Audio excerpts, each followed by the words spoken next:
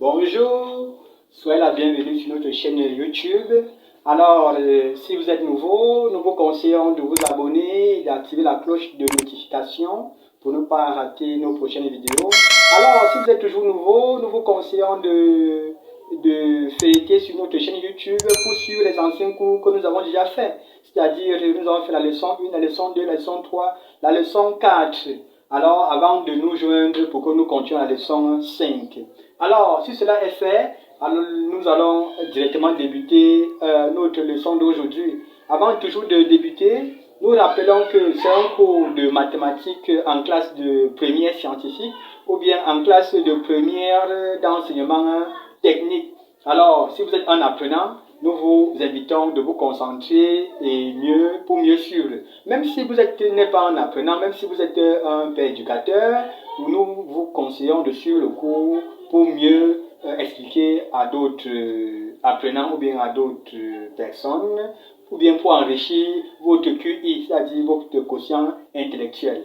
Alors, nous vous conseillons alors de vous concentrer et nous allons débuter. Alors, la leçon d'aujourd'hui c'est leçon 5, système de 3 équations à 3 inconnus. Définition, on appelle système de 3 équations à 3 inconnus. Tout système de la forme ax plus by plus cz égale à d, a'x plus by plus c z égale à d, a second x plus b second y plus c second z égale à d second. Alors, voilà comment se présente le système d'équations à 3 inconnus. Le système d'équations à 3 inconnus, voilà comment ça se présente. Alors, nous avons affaire à un système de 3 inconnus et nous allons vous proposer la méthode de résolution. Pour résoudre ce système d'équations, nous allons utiliser la méthode de Gauss. La méthode de Gauss, puisque nous avons étudié déjà dans les leçons précédentes le système dans R carré et que nous avons étudié la méthode de Cramer. En dehors de la méthode de Cramer, de la méthode de Gauss, nous rappelons alors qu'il existe plusieurs méthodes. Mais aujourd'hui, nous allons utiliser la méthode de Gauss. Alors, allons-y pour la résolution d'un système d'équation avec la méthode de Gauss. Alors, dans 2, exemple de résolution. On nous propose le système x plus y moins 2z égale à 7. 2x moins y plus z égale à 0, 3x plus y plus z égale à 8.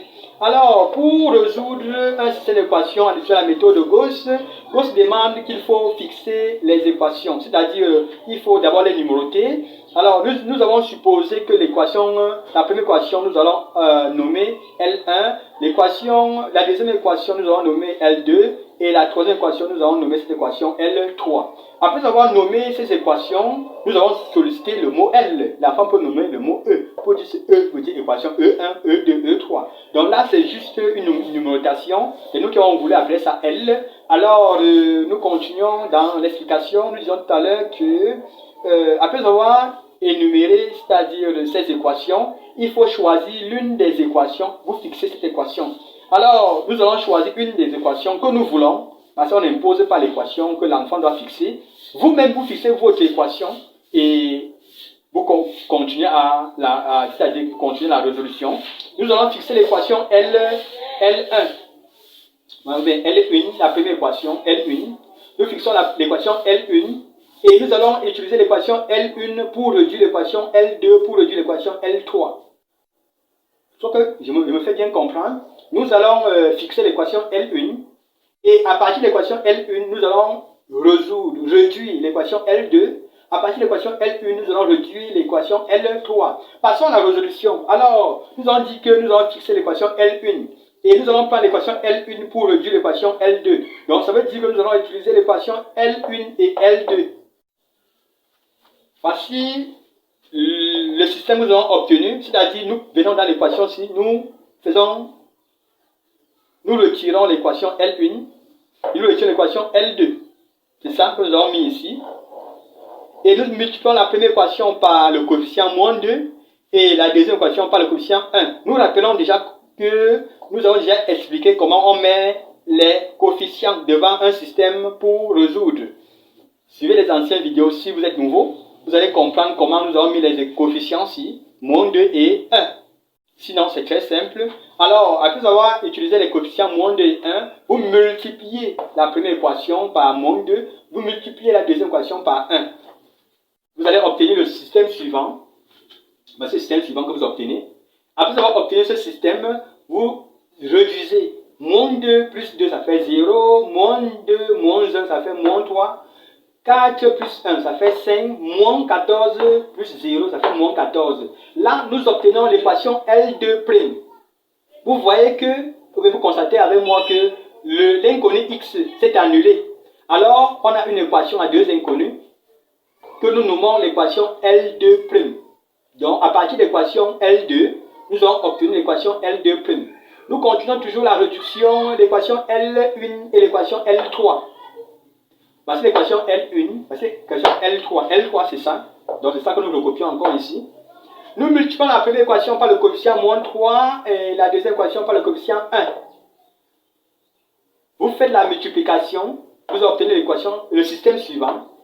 Vous réduisez, moins 3 plus 3, ça fait 0, moins 3 plus 1, ça fait moins 2, 6 plus 1, ça fait 7, moins 21 plus 8, ça fait moins 13. Là, nous obtenons l'équation L3'. C'est l'équation issue de l'équation L3, l'équation réduite de l'équation 3 initiale. Vous constatez que l'inconnu x s'est annulé. Alors, le système devient x plus y moins 2, z égale à 7. Là, c'est l'équation initiale, L1 que nous avons fixée à l'avance pour l'équation. Maintenant, les deux autres équations sont les équations intermédiaires que nous avons obtenues à partir de l'équation L2 et l'équation L3. Donc, L2', c'est ça. L3', c'est ça. Alors, qu'est-ce qu'on constate de l'équation L2' et l'équation L3'? Nous constatons que nous avons un système d'équations à deux inconnus. Alors, ça veut dire que nous pouvons utiliser la méthode, nous pouvons utiliser ce système ou bien ces deux équations pour obtenir l'inconnu x et y et l'inconnu z. Donc, nous venons dans le système que nous allons recopier, nous allons extraire les deux équations L2' et L3' pour déterminer l'inconnu y et l'inconnu z. C'est ça que nous avons écrit ici, L2' et L3'. Vous constatez que c'est ça. Nous multiplions la première équation par le coefficient 2 et la deuxième équation par le coefficient moins 3. Après avoir multiplié, nous obtenons le système suivant. Nous réduisons le système. Moins 6 plus 6, ça fait 0. 10 moins 21, ça fait moins 11. Z, moins 28 plus 39, ça fait 11. Nous tirons l'inconnu Z. Z, on tire l'inconnu Z, on obtient moins 11 sur 11 qui est égal à moins 21. Donc Z égale à moins 21. On a obtenu l'inconnu Z déjà, c'est-à-dire son résultat de Z. Donc Z est égal à moins 1. Continuons le système. Reposons le système L2' et L3' pour obtenir maintenant la valeur de l'inconnu Y. Puisque nous avons déjà obtenu la valeur de l'inconnu Z, nous voulons maintenant déduire la valeur de l'inconnu Y. Nous multiplions la première équation par le coefficient 7 et la deuxième équation par le coefficient moins 3. Après avoir multiplié, nous obtenons le système suivant. Nous réduisons moins 21 plus 10, ça fait moins 11. Plus 35, moins 35, ça fait 0. Moins 98 plus 65, ça fait moins 33. Et nous tirons l'inconnu Y. Nous aurons ici moins 33 sur moins 11, nous obtenons 3. Donc ça veut dire que la valeur de Y numériquement, c'est 3. Alors nous prenons Y et Z dans l'équation L1. Ça veut dire quoi? Nous allons dans l'équation L1, nous remplaçons Y par sa valeur numérique, nous remplaçons aussi Z par sa valeur numérique. Voici l'équation L1 là. Nous venons à l'intérieur, nous remplaçons Y et Z par leur valeur numérique. La valeur numérique de Y c'est 3, la valeur numérique de Z c'est moins 1. Dès que nous mettons, nous réduisons, nous calculons et nous obtenons la valeur de X2. Alors, on obtient alors la solution du système. La solution du système se donne sous la forme X, Y, Z.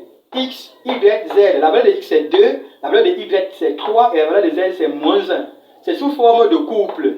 Vous voyez qu'on a mis, nous avons mis là l'accolade et ensuite à l'intérieur nous avons mis les parenthèses pour obtenir le couple X, Y, Z. L'enfant peut faire la preuve après avoir résolu. Là c'est la preuve. La preuve n'est pas exigée, mais l'enfant fait la preuve sur son brouillon. C'est juste pour être sûr du résultat obtenu. Pour faire la preuve, vous venez dans l'équation L2 et L3. Vous remplacez les valeurs obtenues de X, Y, Z. Vous ne remplacez pas dans l'équation L1. En effet, dans l'équation que vous avez fixée à l'avance. On ne fait pas la preuve à l'intérieur, on fait la preuve dans les deux autres équations pour voir si on a trouvé. Ici, nous avions sollicité l'équation L2 et nous aurons remplacé la valeur de X, Y et Z. Qu'est-ce qu'on obtient? X c'est 2, on l'a remplacé par 2, Y c'est 3, Z c'est moins 1. Dès que nous réduisons, on obtient 4 moins 4 égale à 0. Vous voyez que ce côté égale à 0. Ça veut dire que 0 égale à 0. Ça veut dire que vous avez trouvé. Donc la preuve est vérifiée, vous avez trouvé. Alors, nous laissons un exemple pour vous. Vous traitez ce système et vous laissez le résultat en commentaire. Nous allons venir corriger. Traitez ce système, laissez les résultats en commentaire. Nous allons venir corriger. Donc, nous pouvons lire, c'est 9x plus 25y plus 240 plus 27z égale à 1092. 7x plus 10y plus 16z égale à 770. 7x plus 9y plus 12z égale à 684. Résolvez le système, vous laissez les réponses en commentaire. Nous allons venir